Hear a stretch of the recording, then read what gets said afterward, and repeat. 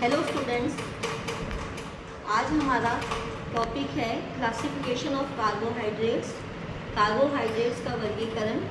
इसमें कल हमने मोनोसेक्राइड्स के बारे में पढ़ लिया था हमारी पिछली वीडियो में, और आज हम डाइसेक्राइड्स और पॉलीसेक्राइड्स के बारे में पढ़ेंगे। सबसे पहला है डाइसेक्राइड्स। डाइसेक्राइड्स जो है वो 3 होते हैं, सुक्रोज, माल्टोज और लैक्टोज। डाइसेक्राइड जो हैं वो किससे बनते हैं? मोनोसेक्राइड के 2 कणों से मिलकर बनते हैं। एक मोनोसेक्राइड प्लस 1 मोनोसेक्राइड, उनको मिलाकर बनता है डाइसेक्राइड्स। मोनोसेक्राइड का फॉर्मूला हमें पता है C6H12O6। तो C6H12O6 को C6H12O6 के साथ जब मिलाया तो बन गया C का तो 12, दोनों का 6 और 6 12 बन गया, लेकिन H जो है उसमें 12 और 12 24 होना चाहिए, लेकिन 22 आया है, 2 कम हो गए।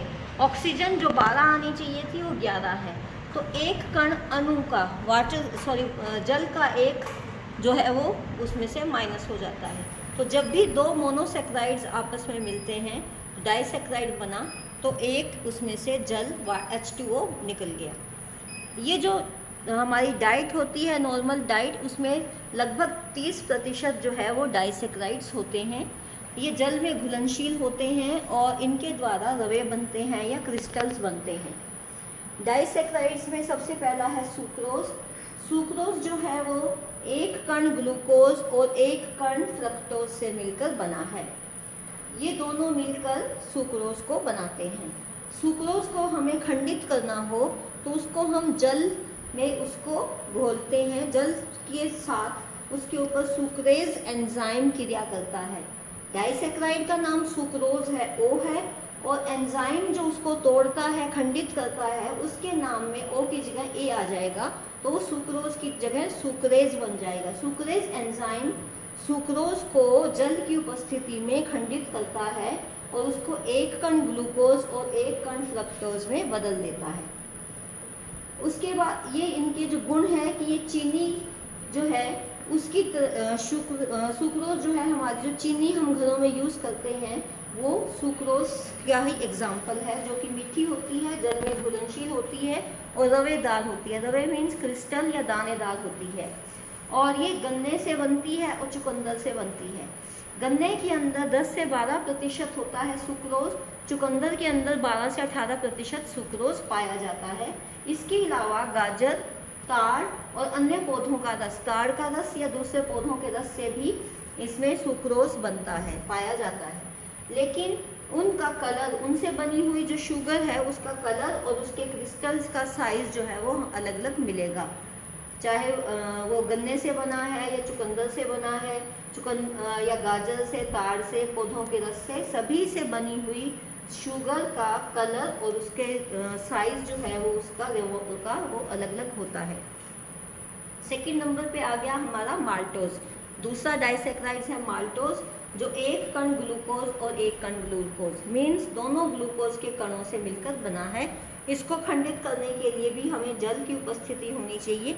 जब जल में डाइसेक्राइड्स को मिलाते हैं तो हाइड्रोलिसिस की क्रिया होती है और उसके साथ ही उसके ऊपर एंजाइम माल्टेज क्रिया करता है। माल्टेज एंजाइम उसको खंडित करके उसको बदल देता है 2 ग्लूकोज के कणों में। तो ये माल्टेज एंजाइम माल्टोज को खंडित करके 2 ग्लूकोज के कणों में बांट देता है। अभी माल्टोज जो है ये कहाँ से मिलता है? माल्टोज जो है ये बनता है स्टार्च से। स्टार्च को खंडित करते हैं तो अमाइलेज एंजाइम स्टार्च को खंडित करके इसको डेक्स्ट्रीन में बदलता है, और फिर डेक्स्ट्रीन जो है उसको खंडित करके माल्टोज हमें प्राप्त होता है। स्टार्च से डेक्स्ट्रीन, डेक्स्ट्रीन से माल्टोज,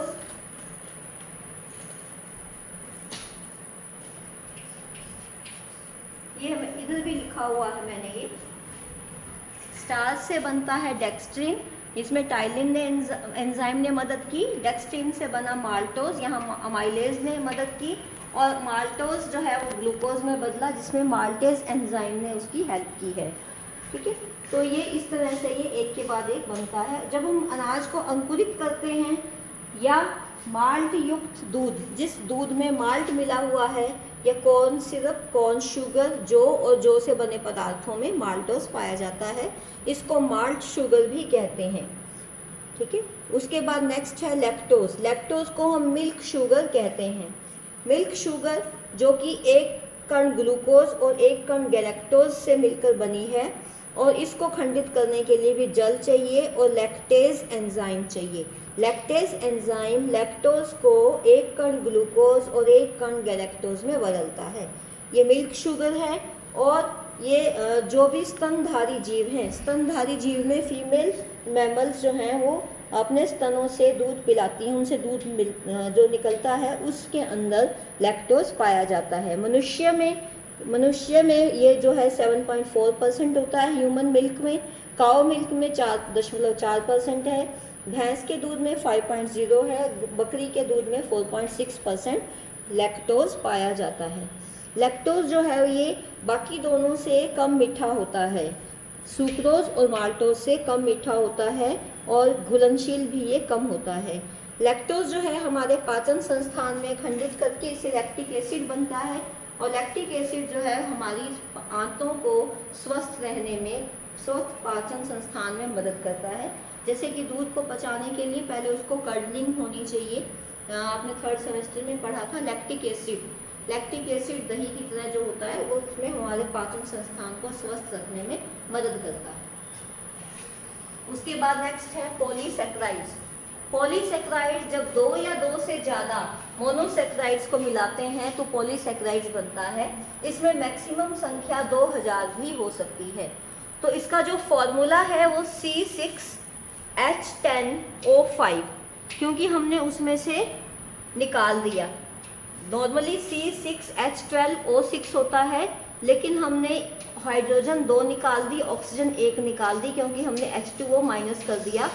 तो एक जितने कण मिलाए जाएंगे उतने ही H2O माइनस होते जाएंगे। तो इसलिए C6H10O5 उसको N से मल्टीप्लाई किया। N का मतलब जितने मोनोसैकेराइड्स हमने मिलाए हैं वो उसकी संरचना होती है।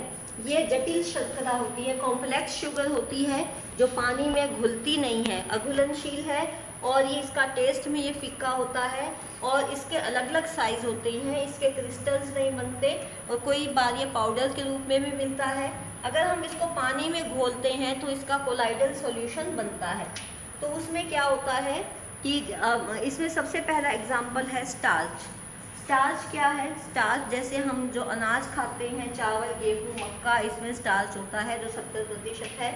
इसके अलावा कुछ बीजों में, जड़ वाली सब्जियों में, कंद, मोटे पेड़ पौधों के मोटे भाग में, और जो फली वाले पौधे होते हैं, फलियों वाले पौधे के जो बीज सूख जाते हैं उसमें 40% तक ये स्टार्च पाया जाता है। और ये अलग अलग आकार के होते हैं। जैसे कि गेहूं का जो है वो अंडाकार होता है स्टार्च, मक्का में जो है वो छोटे गोल आकार का होता है। ठीक है। और जो भी व्यक्ति मेहनत करता है, शारीरिक श्रम, जो ज़्यादा शारीरिक श्रम करते हैं, मेहनत करते हैं, वो अपनी ऊर्जा अधिकतर स्टार्च से लेते हैं। और निम्न आय वर्ग के लोगों में ये देखा गया है कि कम इनकम होती है और उनके पास कुछ खरीदने का साधन नहीं होता, तो मेन वो डाइट, अपना पेट जो है वो गेहूँ, चावल, मक्का, इनसे, रोटियों से भरते हैं, तो उनकी मैक्सिमम कार्बोज जो है यहाँ से आती है। ये जो स्टार्च है ये ठंडे पानी में घुल जाता है, और अगर उस टाइम ये फीका लगता है, और गर्म पानी में जब इसको हम घोलते हैं तो गर्म पानी में घोलने पर इसका जिलेटिनाइजेशन हो जाता है। जिलेटीकरण का मतलब क्या है कि ये लेई जैसा गाढ़ा चिपचिपा पदार्थ में बदल जाता है, तो ये जेलेटिन इससे बन जाता है। और जब ये पक जाता है तो ये इसका स्वाद जो है वो मीठा हो जाता है और ये टेस्टी लगता है और आसानी से डाइजेस्ट हो सकता है, पकाया हुआ या कच्चा। जैसे आप कच्चे गेहूं के दाने खाते हो या उसको पका के खाते हो तो उसमें मिठास जो है वो आ जाएगी। उसके बाद है स्टार्च किससे खंडित होता है, तो हमारे मुख में लाल रस होता है, उसमें टाइलिन नाम का एंजाइम है जो स्टार्च को डेक्स्ट्रिन में बदलता है, और डेक्स्ट्रिन जो है वो फिर माल्टोज में बदला जाता है। इसमें अमाइलेज एंजाइम इसकी मदद करता है, और माल्टोज को माल्टेज एंजाइम ग्लूकोज में बदल देता है। तो ये पाचन क्रिया स्टार्च की इस तरह से पूरी होती है कि स्टार्च शरीर में यूज़ करने के लिए, पाचन के बाद रक्त में मिलने के लिए ग्लूकोज में बदलना जरूरी है, तभी उसका पोषक वैल्यू, न्यूट्रिटिव वैल्यू होती है। तो जब तक वो ग्लूकोज में नहीं बदला जाएगा शरीर में यूज़ नहीं हो सकता है। ये कच्चे केले जैसे पाचन के बाद इसमें बदलाव आया, स्टार्च में मिठास नहीं है, ग्लूकोज में मिठास है, माल्टोज में उससे थोड़ी सी ज़्यादा मिठास होती है। तो ये बदलाव उसके अंदर जो आया ये हम प्रकृति में, पेड़ पौधों में भी देखते हैं। जैसे कि कच्चा केला या पपीता है तो उसके अंदर स्टार्च पॉलीसैकेराइड के रूप में होता है, तो वो उसमें मिठास नहीं होती, और पकने पर जब वो पक जाता है केला या पपीता तो उसमें मिठास आ जाती है जो मोनोसैकेराइड या ग्लूकोज के रूप में होती है। तो पॉलीसैकेराइड से ग्लूकोज में मोनोसैकेराइड में बदल गया पकने पर। लेकिन इसका उल्टा यहाँ पे हम देखते हैं कि गेहूँ, मटर, मक्का ये जब कच्चे होते हैं तो इनमें मिठास होती है, क्योंकि इनके अंदर मोनोसैकेराइड्स होता है या डाइसैकेराइड्स होता है। और जब ये गेहूँ या मटर के दाने पक जाते हैं तो उस टाइम ये फीके हो जाते हैं स्वाद में, क्योंकि इनके अंदर पॉलीसैकेराइड जो है वो बन जाता है। ठीक है, उसके बाद सेकंड नंबर पे है ग्लाइकोजन। दूसरा पॉलीसैकेराइड है ग्लाइकोजन।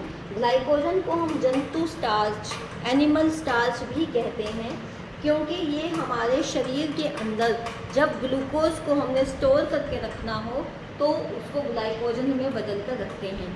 जो हमने भोजन में जो भी कार्बोहाइड्रेट्स लिया है, चाहे वो मोनोसैकेराइड्स लिया है, चाहे वो डाइसैकेराइड्स लिया है, चाहे वो स्टार्च लिया है, पाचन के बाद और उसके बाद सभी ग्लूकोज में बदल दिए जाते हैं। लेकिन ग्लूकोज में ब्लड लेवल बढ़ने पर उसको ग्लाइकोजन में बदलकर उसको स्टोर करके रखा जाता है हमारे लीवर में और मसल्स में। जितना ग्लाइकोजन हमारी बॉडी में है उसका 1/3 भाग लीवर के अंदर होता है और 2/3 भाग मसल्स के अंदर स्टोर करके रखा जाता है। जब हम भोजन नहीं ले रहे तो उस समय ग्लाइकोजन जो है वो ग्लूकोज में बदलकर शरीर को एनर्जी देने का काम करती है। ठीक है, तो ये एक स्टोरेज के रूप में काम करता है हमारे शरीर के अंदर, इसलिए इसको एनिमल स्टार्च भी कहते हैं। मनुष्यों में और पशुओं में, एनिमल्स में इसको स्टोर करके जब रखना हो कार्बोज को, ग्लूकोज को, तो उसको ग्लाइकोजन में बदलते हैं। और इसमें इंसुलिन हार्मोन जो है वो मदद करता है। जिन लोगों में इंसुलिन नहीं बनती, शुगर की बीमारी होती है, तो उसमें फिर ये ग्लूकोज जो है ब्लड में ज़्यादा होने से ही ब्लड शुगर बढ़ता है। तीसरा नंबर पे आता है सेलुलोज एंड हेमीसेलुलोज। सेलुलोज और हेमीसेलुलोज जो हैं इनके अंदर कोई भी पौष्टिक वैल्यू नहीं है, पौष्टिक मूल्य नहीं है, कोई न्यूट्रिटिव वैल्यू नहीं होती मनुष्यों के शरीर में, क्योंकि हमारे शरीर में इसका पाचन करने के लिए कोई भी एंजाइम नहीं है, तो मनुष्य इसको पचा नहीं सकते। लेकिन गाय, बकरियां, घोड़े ये सब इन चीज़ों को पचाकर उसको, इनके शरीर में एंजाइम होते हैं जो है सेलुलोज, हेमीसेलुलोज को पचाने में मदद करते हैं, तो इन लोगों के शरीर में इसको पचाया जा सकता है। तो फिर हमारे शरीर में इसका क्या यूज़ है, हम क्यों इसको यूज़ करते हैं, इसकी उपयोगिता। एक तो ये भोजन का भार बढ़ाता है। ठीक है, भार बढ़ने से आपका पेट भर जाता है। भोजन का भार बढ़ गया लेकिन आपका वजन नहीं बढ़ेगा अगर आप सेलुलोज और हेमीसेलुलोज वाला भोजन खाते हो। ठीक है, और दूसरा आंतों की गति को बढ़ाना। हमारी इंटेस्टाइन, आंतें जो है वो क्रमानुकंचन या पेरिस्टाल्टिक मूवमेंट होती है, जिसमें क्रम में सिकुड़ना और फैलना होता है, उसको बढ़ाने में ये सेलुलोज मदद करते हैं, जिससे आंतों की सफाई हो जाती है और एक झाड़ू की तरह काम करते हैं सफाई करने के लिए, और व्यक्ति को कब्ज से भी मुक्ति मिलती है अगर वो अपनी डाइट में सेलुलोज वाले भोजन ज़्यादा इंक्लूड करता है। तो सेलुलोज होती किस चीज़ में है? अंजीर में होती है, हरी पत्तेदार सब्जियों में होती है, और जो साबुत अनाज दालें हैं उनके छिलकों में, फल सब्जियों के छिलकों में, और गाजर, मूली, शलगम इत्यादि में भी ये होती है। कई सब्जियों में ये वैसे नहीं होती, लेकिन ज़्यादा पक जाए, पेड़ पे लगे लगे, उसको तोड़ो नहीं, तो इसमें गाजर, मूली, शलगम और जो मूली के सींगरे होते हैं उनमें ये ज़्यादा पकने पर उनके अंदर सेलुलोज आ जाता है। रेशे से जब हम खाते हैं तो मुँह में आते हैं। इसका एक एग्जाम्पल इसबगोल है। इसबगोल में काफ़ी मात्रा में सेलुलोज होता है, और इसका प्रयोग घरों में आपने देखा होगा कि कब्ज से मुक्ति के लिए इसका यूज़ करते हैं। और ये 25% ज़्यादा पानी, जितना इसका वजन है उससे 25% ज़्यादा पानी अवशोषित करके मल को शरीर से बाहर निकालने में मदद करता है। इसी तरह से अगर है, ये समुद्र में पाए जाने वाले एक पौधे से बनता है। इसका काम भी इसबगोल के जैसा ही होता है। चौथे नंबर पे आता है डेक्स्ट्रिन। डेक्स्ट्रिन क्या है? एक मध्यवर्ती पदार्थ है, इंटरमीडिएट प्रोडक्ट। इंटरमीडिएट प्रोडक्ट किस चीज़ का? जब स्टार्च का खंडन होता है, ठीक है, तो ये स्टार्च को ग्लूकोज में बदलने में बीच में एक इंटरमीडिएट प्रोडक्ट बनता है जिसको हम डेक्स्ट्रिन कहते हैं। और इसको हम मेटाबॉलिक प्रोडक्ट या चयापचय की क्रिया के दौरान बना हुआ प्रोडक्ट भी कहते हैं। ये स्टार्च से हल्का होता है, लाइट होता है, आसानी से डाइजेस्ट हो सकता है, क्योंकि ये इसके टुकड़े, इसमें मोनोसेक्राइड्स की संख्या स्टार्च से कम हो जाती है, तो इससे हल्का हो गया। और इसमें मिठास होती है स्टार्च की तुलना में। और जब हम इसको पकाते हैं तो ये पके हुए पदार्थ की ऊपर की लेयर पे आ जाता है, उसको मीठा कर देता है। जैसे कि ब्रेड है, बिस्किट्स है, वो उसमें डेक्स्ट्रिन की वजह से आ जाता है। और जब किसी पदार्थ का पाचन होता है शरीर में तो डेक्स्ट्रिन बनता है, और अंकुरन होता है तो डेक्स्ट्रिन बनता है। स्टार्च से डेक्स्ट्रिन, डेक्स्ट्रिन से माल्टोज, माल्टोज से ग्लूकोज बनता है। तो 5वें नंबर पे आता है पैक्टिन। अभी पैक्टिन जो है, इसका भी सेलुलोज, हेमीसेलुलोज की तरह कोई भी पाचन की क्रिया में महत्व नहीं है। हमारे शरीर को पौष्टिक इसका कोई वैल्यू नहीं होती है। लेकिन क्यों यूज़ होता है ये? जब इसके अंदर चीनी मिला दी जाए और हल्का अम्लीय माध्यम हो, डाइल्यूट एसिडिक मीडियम हो, उस समय ये जेली में बदल जाता है। तो जेली बनाने के लिए पैक्टिन का प्रयोग करते हैं। अमरूद वगैरह में ये होता है। और इसका दवाइयाँ जो होती हैं, डायरिया, अतिसार, जिस लूज मोशन की दवाई में भी उसमें मेडिसिन की तरह इसको पैक्टिन को यूज़ करते हैं।